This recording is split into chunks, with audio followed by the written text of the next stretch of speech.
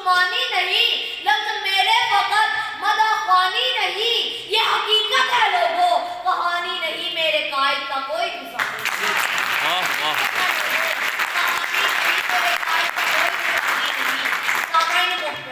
میرا قائد وہ قائد ہے جو نگر نگر گلی گلی امن کی شمع جلا رہا ہے، وہ قائد جو عشق الہی کا سفیر بن کر آیا ہے، وہ قائد جو عشق مصطفیٰ کی خوشبو بانٹ رہا ہے، وہ قائد جو آل محمد کی غلامی کا درد دے رہا ہے۔ سامعین محترم، میرا قائد وہ قائد ہے جس کے دلائل پر عالم کفر بھی اسلام کو دین امن کہنے پر مجبور ہو گئے،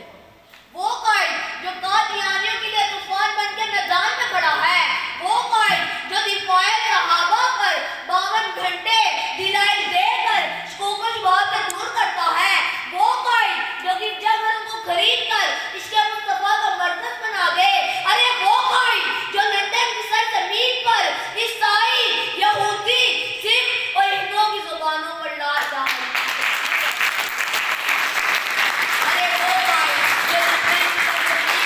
عیسائی، یہودی، سکھ اور ہندوؤں کی زبانوں پر لا الہ الا اللہ کے نغمے جاری کر دے۔ بقول شاعر، علم و عرفان کا پیکر ہے ہمارا قائد،